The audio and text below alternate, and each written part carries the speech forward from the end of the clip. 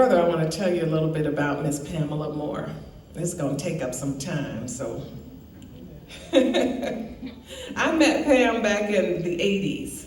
I first saw her come to the Patch during a Marching 100 band rehearsal. She was stunning. I was a college freshman, and every girl on my floor in McGuinn Hall wanted her now husband, Arnett Moore. Now picture this. We stay up at night on my second floor McGuinn Hall talking about this crush that my freshman friend had on Arnett Moore. See, he was a head drum major and everybody thought that he was cute. We are only on the Patch to see Arnett Moore. My girlfriend talked about him nonstop, couldn't stop. Oh, did you see Arnett today? I saw Arnett today. Oh my God.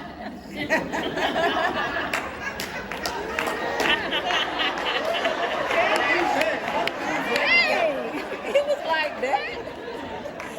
Here we are, two freshmen on the Patch to see Arnett Moore, and Miss America comes.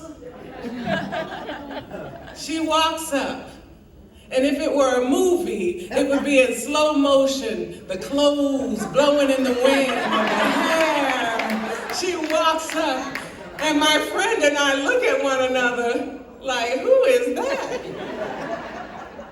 We find out that's Arnett's girlfriend.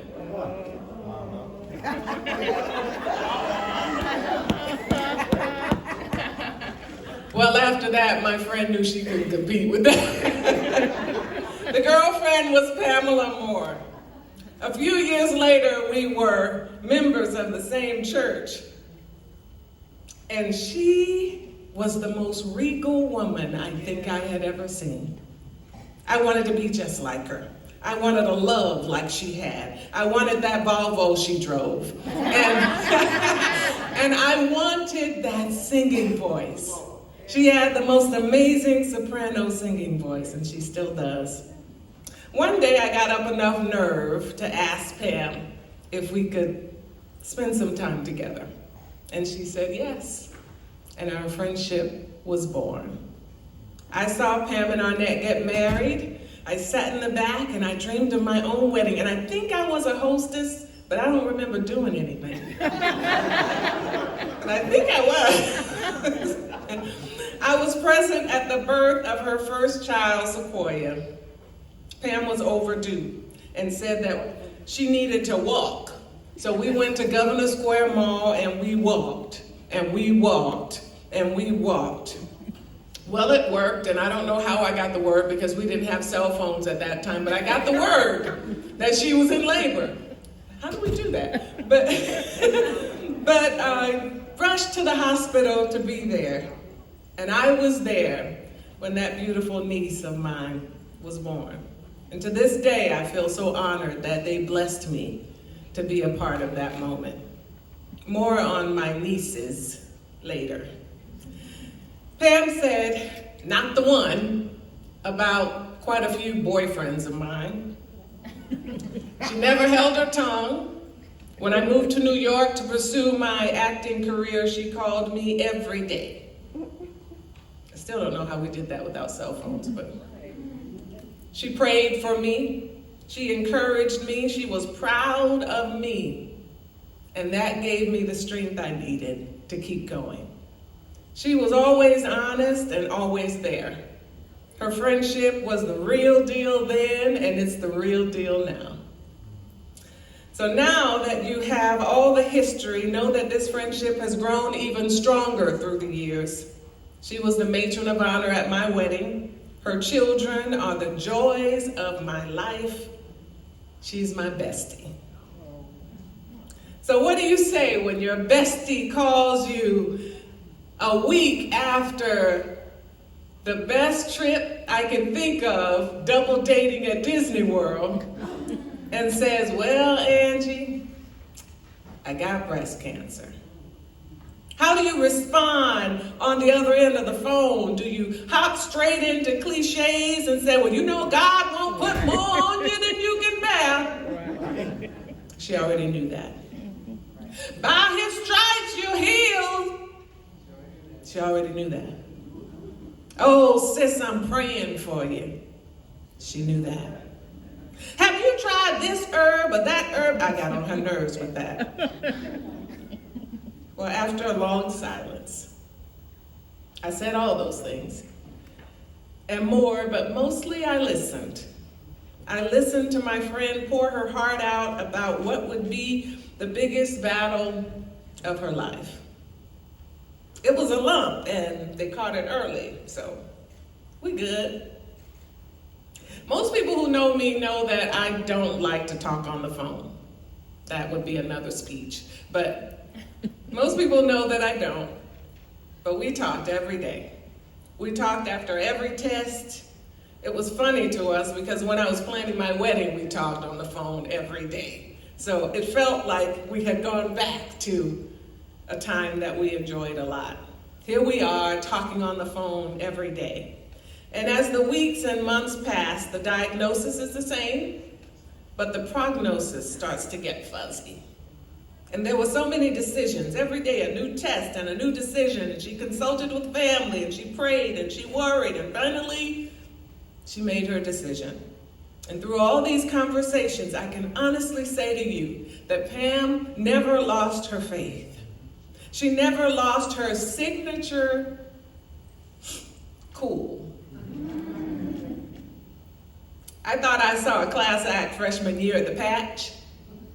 I thought I saw a woman of great strength, 9 months pregnant, walking through Governor Square Mall. I thought I saw a woman of great faith, raising 3 girls to fear God. But ladies and gentlemen, for the most of us, all of that would be our moment. But this lady took her moment to another level. When she faced her own mortality, one of the greatest challenges of her life, with so much grace. I will never forget it. And I thank you for that example, sis. To the survivors, I know your besties can stand up here and say the same things about you. I know that you found yourself with strength that you didn't know you had. To all the survivors in the room, I say it to you, thank you, sis. Thank you for fighting. Thank you for your example. Every cancer survivor I know emerged from all of the pain and fear stronger and fashioned in a different way to walk out their purpose. What makes you take cancer, beat it, and fashion yourself more determined than ever? Some may say, oh, it's because you get a second chance at life. Others may say, just feeling better after being sick for so long. And someone else may say, you're still here. And because you're still here, you have more to do. And I think all of that is true. But I'd like to add a little something to it. Putting on your fashions to inspire and run after purpose more deeply to me is because of time. You have been reminded in a way that most of us will never understand that time is precious. Time. You have faced the possibility of running out of time.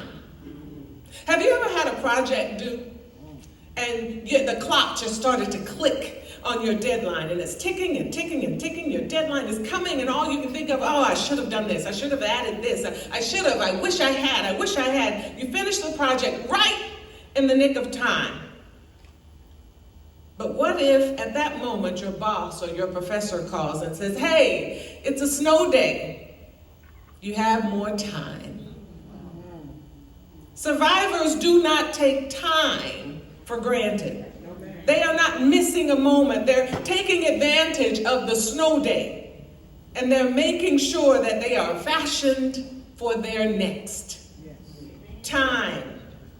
We wake up every morning thinking we will make the most of our day or not. Love on our God or not. Do something toward our purpose or not. We go to bed and we wake up with that same cycle every day. And if you're in this room today, before you leave, I'd like to encourage you to talk to a survivor. Allow them to inspire you never to bank on tomorrow. You think that you're here supporting a friend at her event. You're supporting cancer survivors, but you're sleeping on the work that God has placed in you to do. You are literally sleeping. Sleeping in, sleeping late, working in a job you hate, dating a man that's wrong for you, living in a city that is not stimulating your dreams, eating yourself to death, hiding in church, depressed.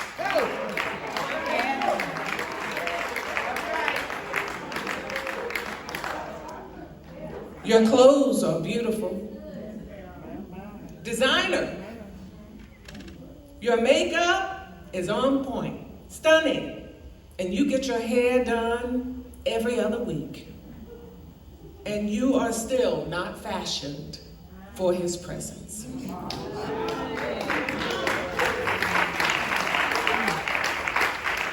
Talk to a survivor in here today and let them remind you about time. What if you don't get a snow day? We need your dream to come true. I'm going to repeat that. We need your dream to come true. The world needs your dream to come true. So we're here today, but this event has been Pam's heart for as long as I can remember. Before cancer, she founded Fashion for His Presence years ago. I remember when she first told me about it, I didn't quite get it, but I said, the name is catchy. Her children were young schoolgirls when she started this. This.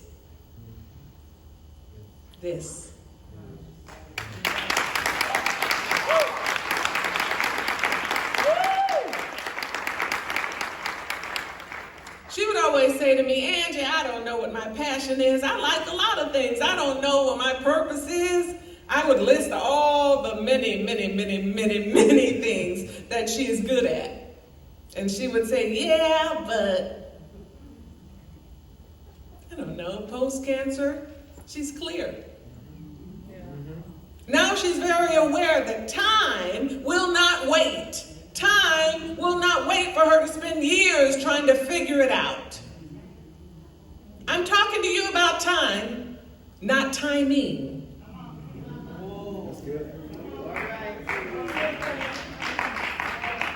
See, you can use your time wisely while waiting on God's timing. Amen. So I think when we truly understand time, our walk will be smoother. We can press in when we need to and wait on God when we must. Amen? So I have a 19-month-old. You probably saw him come in. Love of my life. Next to that love of my life right there. All of my much younger mom friends ask me how I'm doing. And they say it like this. My husband and I always laugh when it happens, but they say, how you doing?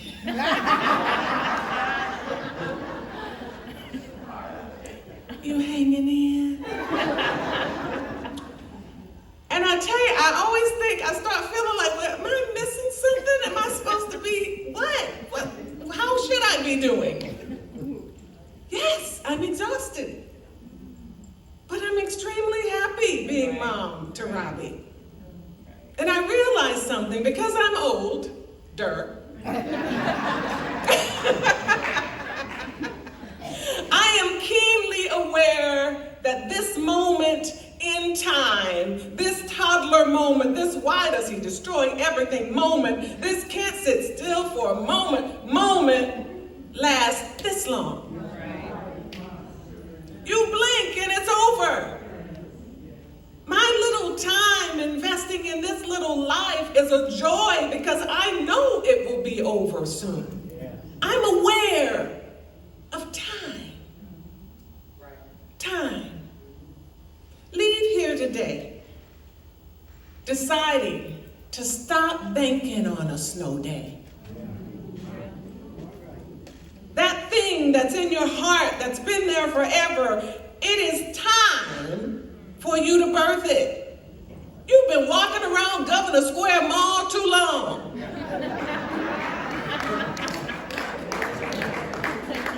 Instead of faking a faith, grab hold to God, don't let go, let him guide you to your birthing room and birth this dream.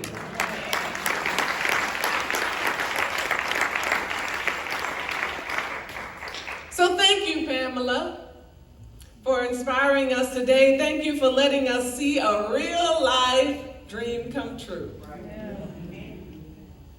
May I show you what purpose living looks like? Do you have a moment for me to do that? Yes.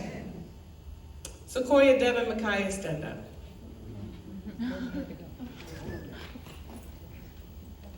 Where's Devin? At the FSU game. She had the who? She got the direct. She's working. She's working. Oh. She got direct. Sequoia is a trainer. She is a worship leader. You heard her sing.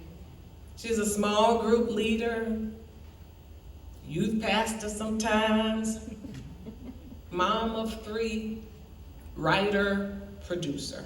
Wow. Devin is a doctoral candidate, Yeah. band director, musician. Micaiah is a model, supermodel to me, modeling school owner, runner of Glambition. She helps young ladies with their confidence. Ladies and gentlemen, this was their parents' dream. Her mother dreamed of what Micaiah is doing today. Sequoia is a producer, songwriter because she watched her father dream of it and do it. Devin is a doctoral candidate because she watched her father do that. So this dreaming thing is not about you. See, if you dream and live it out in front of your children, then it will bless your children and their children and their children and their children. You don't get to walk around with your dreams stuck in your pocket. If you do that, you don't get a Sequoia and a Micaiah and a Devin. Kamaya and Kaylin, where are you? These are the grandchildren. Kaylin is a gold medal gymnast.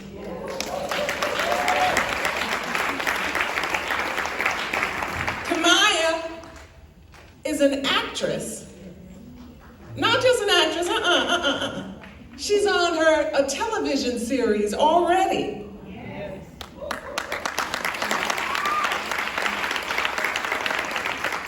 Why is that important for me to tell you? It's important because when you, I need to also add that it's not about accomplishment. I'm only talking about dreaming. I'm not talking about Pam and Arnett accomplishments. I'm talking about them deciding to be a dreamer and follow their dreams. The accomplishments may not come till their great-great-grandchildren. But because they chose to dream in their faces, then they're all now free to dream. Thank you, ladies. I, too, am a recipient of what it's like to watch Pam and Arlette dream. I was able to dream of moving to New York by myself without a friend. Well, I knew my husband, but he wouldn't call me back. Moved to New York by myself without a friend. Because Pastor Alina and Pastor Kenneth were dreamers. They encouraged me to dream. Your dreams are okay. They're God-led. So I could follow them without questioning, without holding on, without saying no, no, no. I could say yes, yes, yes, yes. So I want to be that for you this afternoon. if you're not following your dream, I want you to look at me, even if you're looking on TV at Veronica.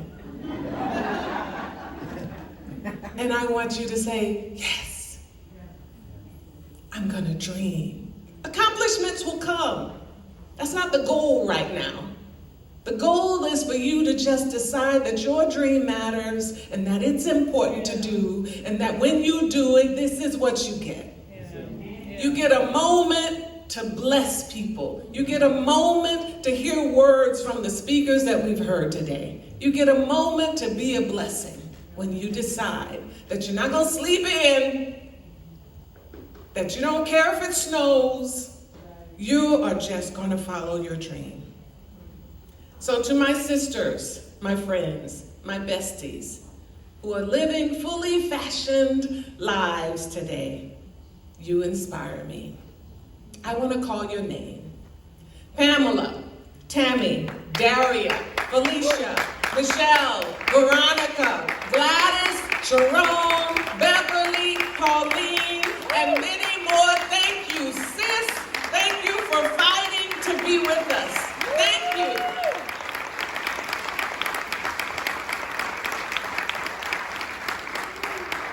And lastly, and certainly not least, I want to give a huge shout out to the caregivers. Yes. Let's give them. You are our bond. We see you and we appreciate you, and we know all you sacrifice to care for our heroes. So we thank you as well. We're going to walk around this room after this is over. And when we see you, we're just gonna say, thank you, sis. Thank you. So what does a fashion-inspired woman look like? Look around. Thank you, sis. And thank you all for having me. Thank you.